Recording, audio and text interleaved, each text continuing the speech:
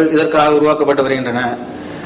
கணினி மொழியின் கோட்பாடுகளை வைத்து நம் மொழியின் அமைப்பை நிரல்களாக அமைத்து தமிழ் மொழியின் தேவையை நிறைவு செய்ய வேண்டும். அவ்வகையில் சொல்லடைவு தொடரடைவு என்பது என்ன, தமிழில் இதுவரை கணினி வழி சொல்லடைவு உருவாக்கத்திற்கு மேற்கொள்ளப்பட்ட முயற்சிகள் மற்றும் அதன் சுருக்க வரலாறு, பிற மொழிகளில் சொல்லடைவு மென்ம உருவாக்கத்தின் வளர்ச்சி, தமிழில் இதன் நிலை, தமிழில் நடையியல் ஆய்வுக்கு இந்த மென்மம் எவ்வாறு பயன்படும், மேலும் தமிழில் சொல்லடைவு மென்மம் உருவாக்குவதால் விளையும் பயன், இந்த சொல்லடைவு மென்பொருளை உருவாக்கும் போது ஏற்படுகின்ற சிக்கல்கள் போன்றவற்றை ஆராய்வதாகவே இந்த கட்டுரை அமைகிறது. மொழியினுடைய தேவை. தொடரை நம் கைவேலாக செய்யும் போது அது மிகவும் கடினமானதொரு பணி என்பதை உணர முடியும். ஆகவேதான் பெரிய பெரிய படைப்புகளுக்கு மட்டுமே தொடரடைவுகள் உருவாக்கப்படுகின்றன. ஷேக்ஸ்பியர் நூல்கள், பைபிள், திருக்குறள் போன்றவற்றிற்கு தொடரடைவு செய்யப்பட்டுள்ளது. எனவே இதிலிருந்து அனைத்து படைப்புகளுக்கும் தொடரடைவு தேவை என்பதை நாம் உணர வேண்டும். இப்போ 3 விஷயம்: சொல்லடைவு, அதாவது வேர்ட் இன்டெக்ஸ், அதுக்கடுத்து தொடரடைவு கன்கார்டன்ஸ், அதுக்கடுத்து பொருளடைவு சப்ஜெக்ட் இன்டெக்ஸ். இந்த 3 நிலையில அடைவுபடுத்துறோம் ஒவ்வொரு நூல்களையும். ஒவ்வொரு படைப்புல ஒரு சொல் எந்தெந்த இடத்துல வந்திருக்கு, அது என்ன பொருள்ல வந்திருக்கு, இது மாதிரியான ஆய்வுகளுக்கு நடையியல் ஆய்வுக்கு பயன்படுத்தக்கூடிய ஒரு மென்பொருள் கருவி தான் இந்த கன்கார்டன்ஸ் அல்லது வேர்ட் இன்டெக்ஸ் அப்படிங்கிற ஒரு டூல், ஒரு கருவி, மென்பொருள் கருவி. இந்த மென்பொருள் கருவி உருவாக்கும் போது ஏற்படக்கூடிய சில தொழில்நுட்ப சிக்கல்கள், அதாவது டெக்னிக்கல் ப்ராப்ளம்ஸ் சொல்லுவாங்க. இந்த பிரச்சனைகள்லாம் என்னென்ன, இந்த பிரச்சனைகளை எப்படி கண்டுபிடிக்கிறதுனா அந்த மென்பொருள் உருவாக்கும் போது என்னென்ன பிரச்சனைகள் வருது அப்படிங்கறத நம்ம செயல்படுத்தி காட்டும் போதுதான் அதை உணர முடியும். அவ்வாறு உணர வேண்டும் என்பதற்காகவே நான் இந்த கட்டுரை எழுதும் போது ஒரு கன்கார்டன்ஸ், ஒரு சாப்ட்வேர் ஒரு டூல் உருவாக்கும் போது எவ்வாறு பிரச்சனைகள் வரும் என்பதை அறிவதற்காக ஒரு மென்பொருள் கருவியை உருவாக்கினேன். அவ்வாறு உருவாக்கும் போது ஏற்படக்கூடிய தொழில்நுட்ப சிக்கல்களை நான் உங்களிடம் பகிர்ந்து கொள்வதே இந்த கட்டுரையின் முக்கிய நோக்கம்.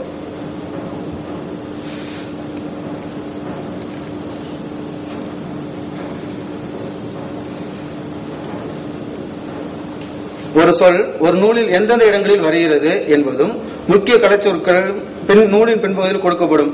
வெறும் சொல்லும் அது வருமிடமும் கொடுக்கப்பட்டால் அது சொல்லடைவு. அந்த சொல் வரும் தொடரை அப்படியே எடுத்து கொடுப்பது தொடரடைவாகும். அந்த தொடர்களில் சொல் எந்தெந்த பொருட்களில் வருகிறது என்பதையும் அதன் இலக்கணத்தன்மை போன்றவற்றை சேர்த்து கொடுப்பது தொடரடைவாகும். பொருளடைவு என்பது ஒரு படைப்பில் ஒரு சொல் எங்கெங்கு என்னென்ன பொருளில் வருகிறது என்பதை ஆராய்ந்து அடைவெடுத்ததாகும். இந்த 3 ஒன்றுக்கொன்று, அதாவது first stage, second stage, third stage, அதாவது சொல்லடைவு, தொடரடைவு, அதுக்கடுத்து பொருளடைவு, ஒன்றிலிருந்து ஒன்றை தான் உருவாக்க முடியும். ஒரு சொல்லுக்கு நாம் விருப்பத்திற்கு ஏற்ப பொருள் காணாமல் இலக்கியத்தில் எந்தெந்த இடங்களில் வருகிறது, அதற்கு அந்த இடத்தில் என்ன பொருள், அதற்கு பழைய உரையாசிரியர்களின் ஆதாரம் உண்டா, காலப்போக்கில் அச்சொல்லின் பொருள் எவ்வாறு மாற்றமடைந்துள்ளது என்பவற்றையெல்லாம் ஆராய்ந்து அடைவு தயாரிப்பதையே பொருளடைவு என்று கூறுவர். சொற்களின் படிநிலை அமைப்பில் எங்கு வரும் என்பதன் அடிப்படையில் தான் சொற்களின் பொருள்களை பெற முடியும். அதாவது கணினி வழி பொருளடை சொல்லடைவோ இல்ல தொடரடைவோ உருவாக்குவதற்கு முன்னாக மனித உழைப்பாளர் சில சொல்லடைவு நூல்கள் உருவாக்கப்பட்டிருக்கின்றன. 1995ஆம் ஆண்டு கம்ப்யூட்டர் அனலிசிஸ் ஆஃப் திருக்குறள் அப்படிங்கிற செல்லமுத்து அண்ட் பாஸ்கரன் அவருடைய குழுவினரால் தமிழ் பல்கலைக்கழகத்தின் வெளியீடாக 1995 வெளியிடப்பட்டது. அதன் பிறகு A Word Index of World Tamil Sangam Literature, Thomas Lehmann and Thomas Malten ஆகியோரால் இந்த ஒரு நூலும் வெளியிடப்பட்டுள்ளது. இது போன்ற பல்வேறு சொல்லடைவு நூல்கள், இது இரண்டும் கணினி வழி உருவாக்கப்பட்டது. இது தவிர மனித உழைப்பால் கணினி உதவியின்றி உருவாக்கப்பட்ட பல்வேறு நூல்கள் இருக்கின்றன. இதற்கு சொற்களஞ்சியங்கள், நடையியல் ஆய்விற்கு பயன்படுகிறது. கணினி தொழில் உருவாக்கும் போது எவ்வாறு சிக்கல்கள் ஏற்படுகின்றன, இந்த மாதிரி நிறைய செய்திகள் ஒரு 6 பக்கத்துக்கு ரொம்ப செறிவா இருக்குது. அதை நான் படிச்சுட்டு இருந்தேன்னா ரொம்ப நேரம் குறைவா இருக்கு. இது மட்டும் இல்லாம பிற மொழிகளில் சொல்லடைவுகள் எவ்வாறு உருவாக்கி இருக்கிறாங்க. இங்கிலீஷ்ல கன்கார்டன்ஸ் அப்படிங்கிற ஒரு மென்பொருள் இருக்கு, சிம்பிள் கன்கார்டன்ஸ் ஒரு மென்பொருள் இருக்கு.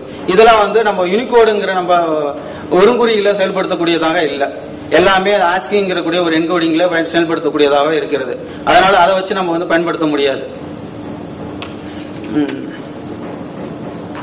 இவ்வாறு ஏற்படக்கூடிய பிரச்சனைகளுக்கு ஒரு தீர்வு ஒரு மூன்று வரிகள் சொல்லுகிறேன். சொற்களை பிரித்து வரிசைப்படுத்தும் போது சொற்பிரிப்பில் word space or word form பல்வேறு சிக்கல்கள் ஏற்படுகின்றன. தமிழ் மொழியை பொறுத்தவரை கணினியில் சொற்களை எங்கு பிரிக்க உடைக்க வேண்டும் என்கிற கட்டுப்பாடு கிடையாது. தமிழில் சுட்டு பெயர்களை கொண்டு உருவாக்கப்படுகின்ற சொற்களில் ஒட்டு சேர்ந்து இருப்பது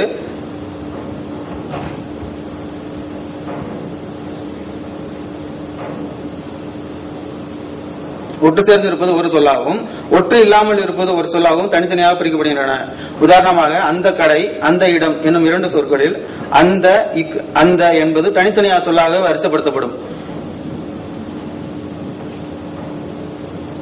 மேலும் ஒற்று மிகக்கூடிய க, ச, த, ப ஆகிய அந்த அந்த அந்த அந்த என்னும் 4 மிகாமல் வரக்கூடிய அந்த என்ற ஒன்றும் என 5 இடங்களில் இதோட அக்கரன்ஸ் வரும். அதாவது அந்த பக்கத்துல ஒற்று, அந்த இப்ப அந்த கசத்தப்ப ஒற்று வலியினங்கள் வந்ததுன்னா அந்த முன்னாடி ஒற்று மிகுங்கிறது விதி. அப்ப அந்த விதியை செயல்படுத்தும் போது அந்த கசத்தப்பாவில ஒற்றெல்லாம் மேனோட எடிட் பண்ணிடணும். அப்ப எடிட் பண்ணப்பதான் ஒரே அக்கரன்ஸா காட்டும். இல்லைன்னா 5 இடத்துல அந்த அக்கரன்ஸ் இருக்கும். இதுக்கு அந்த டூல் டெவலப் பண்ணப்போ நான் இதை டெமோ காட்டும் போது அந்த செய்திகள் உங்களுக்கு புலப்படும். தமிழில் மொழியியல் விதிப்படி துணை வினைகள் அதாவது ஆக்சிலரி வெர்ப், ஒட்டுகள் அஃபிக்சஸ் பிரித்து எழுதக்கூடாது என்ற நிலை இருக்கிறது.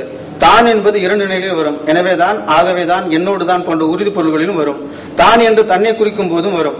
மேலும் பொருள் மயங்கக்கூடிய ஆம்பிகுவிட்டி வேர்ட்ஸ் இதே நம்ம முன்னாடி ப்ரீ எடிட்டிங் செய்யணும்.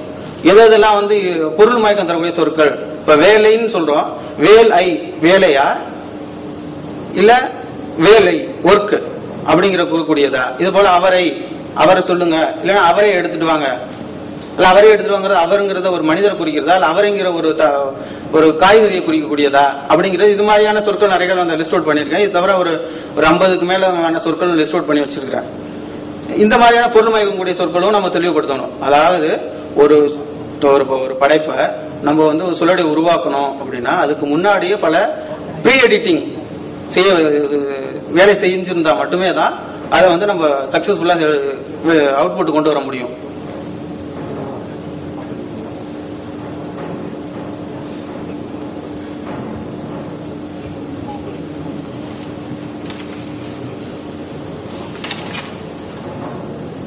இப்ப இவ்வாறு கணினி வழி சொல்லடை உருவாக்குவதால் என்ன பயன்?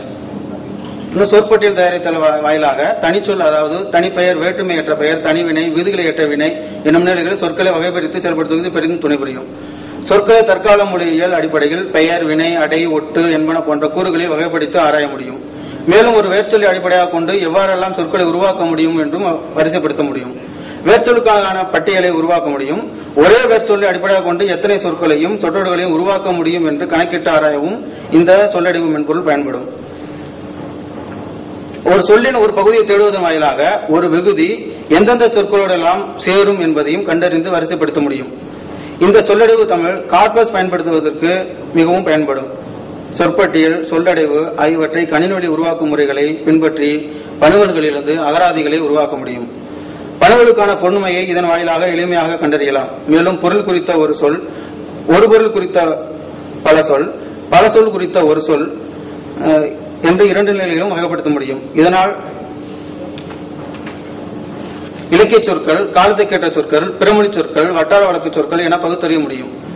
சொற்களின் தேர்வு, பயன்படுத்தும் முறை, புதிய சொற்களை ஆக்கும் திறன், சொற்களுக்கு புதிய பொருள் அளித்தல் போன்றவர்களையும் ஆராய்வதற்கு இது பெரிதும் பயன்படும்.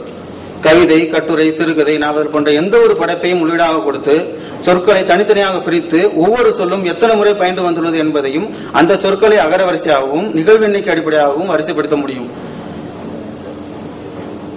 இதுக்கான உருவாக்கப்பட்ட அந்த ஒரு சிறு மென்பொருள் கருவியை ஒரு செயல் விளக்க பழக்கத்துடன் காட்டப் போகிறேன்.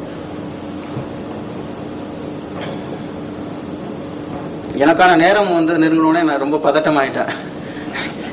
ஏன்னா எனக்கு அடுத்து இன்னொரு ஆள் பேசணும். அவர் பேசி முடிக்கிறதுக்குள்ள 3 கிலோ எல்லாம் பேசி முடிக்கணும்.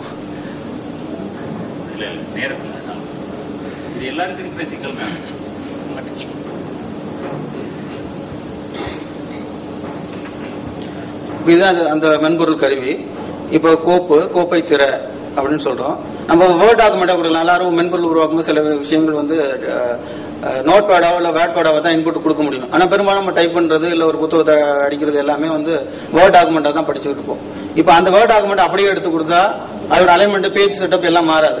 அதை அப்படியே காப்பி பண்ணி நம்ம நோட் பேடாவோ இல்ல வேர்ட் பேடாவோ மாற்றும் போது பேஜ் நம்பர் எல்லாம் மாறிடும், அலைன்மெண்ட்ஸும் மாறிடும். அப்படிங்கிறப்ப நம்ம அந்த சொல்லடி உருவாக்குவதோட நோக்கமே நிறைவேறாம போயிடும். ஆகவே அந்த வேர்ட் டாக்குமெண்ட்டை நம்ம இம்போர்ட் பண்ணக்கூடிய ஒரு வாய்ப்பை இதில் ஏற்படுத்தி இருக்கிறேன்.